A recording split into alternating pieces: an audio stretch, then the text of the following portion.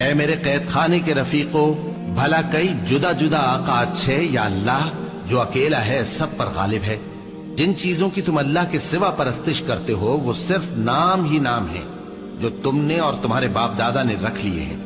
اللہ نے ان کی کوئی سند نازل نہیں کی۔ سن رکھو کہ اللہ کے سوا کسی کی حکومت نہیں ہے۔ اس نے ارشاد فرمایا ہے کہ اس کے سوا کسی کی عبادت نہ کرو، یہی سیدھا دین ہے، لیکن اکثر لوگ نہیں جانتے۔ اے میرے قید خانے کے رفیقو، تم میں سے ایک جو پہلا خواب بیان کرنے والا ہے وہ تو اپنے آقا کو شراب پلایا کرے گا، اور جو دوسرا ہے وہ سولی دیا جائے گا اور پرندے اس کا سر نوچ کھائیں گے۔ جو بات تم مجھ سے پوچھتے تھے وہ فیصل ہو چکی ہے، اور ان دونوں میں سے جس کی نسبت یوسف نے خیال کیا کہ وہ رہائی پا جائے گا، اس سے کہا کہ اپنے آقا سے میرا ذکر بھی کر دینا۔ پھر شیطان نے اسے ان کا اپنے آقا سے ذکر کرنا بھلا دیا، اور یوسف کئی برس قید خانے ہی میں رہے۔ اور بادشاہ نے کہا کہ میں نے خواب دیکھا ہے، دیکھتا کیا ہوں کہ 7 موٹی گائیں ہیں جن کو 7 دبلی گائیں کھا رہی ہیں، اور 7 خوشے سبز ہیں اور 7 خشک۔ اے درباریو، اگر تم خوابوں کی تعبیر دے سکتے ہو تو مجھے میرے خواب کی تعبیر بتاؤ۔ انہوں نے کہا، یہ خواب تو پریشان خیالی سے ہیں اور ہمیں ایسے خوابوں کی تعبیر نہیں آتی۔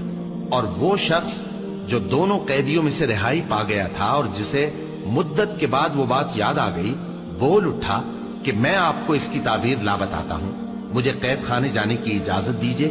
غرض وہ یوسف کے پاس آیا اور کہنے لگا، یوسف، اے بڑے سچے یوسف، ہمیں اس خواب کی تعبیر بتائیے کہ 7 موٹی گایوں کو 7 دبلی گائیں کھا رہی ہیں، اور 7 خوشے سبز ہیں اور 7 سوکھے، تاکہ میں لوگوں کے پاس واپس جا کر تعبیر بتاؤں۔ عجب نہیں کہ وہ تمہاری قدر جانے۔ انہوں نے کہا کہ تم لوگ 7 سال متواتر کھیتی کرتے رہو گے، تو جو غلہ کاٹو تو تھوڑے سے غلے کے سوا جو کھانے میں آئے باقی کو خوشوں میں ہی رہنے دینا۔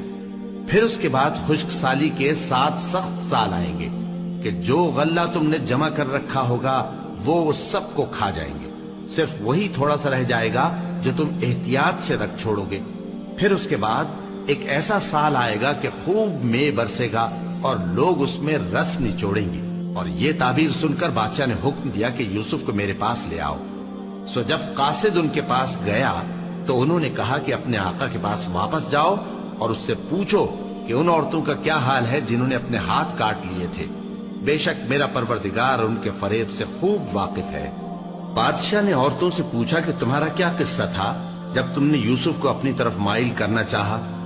سب بول اٹھیں کہ اللہ پاک ہے، ہم نے اس میں کوئی برائی معلوم نہیں کی۔ عزیز کی بیوی نے کہا، اب سچی بات تو ظاہر ہو ہی گئی ہے، اصل یہ ہے کہ میں نے اس کو اپنی طرف مائل کرنا چاہا تھا اور وہ بے شک سچا ہے۔ یوسف نے کہا کہ میں نے یہ بات اس لیے پوچھی ہے کہ عزیز کو یقین ہو جائے کہ میں نے اس کی پیٹھ پیچھے اس کی امانت میں خیانت نہیں کی، اور اللہ خیانت کرنے والوں کی چال کو چلنے نہیں دیتا۔ اور میں اپنے آپ کو پاک صاف نہیں کہتا، کیونکہ نفس امارہ انسان کو برائی ہی سکھاتا رہتا ہے، مگر یہ کہ میرا پروردگار رحم فرمائے۔ بے شک میرا پروردگار بخشنے والا ہے، مہربان ہے۔ اور بادشاہ نے حکم دیا کہ اسے میرے پاس لاؤ، میں اسے اپنا مصاحب خاص بناؤں گا۔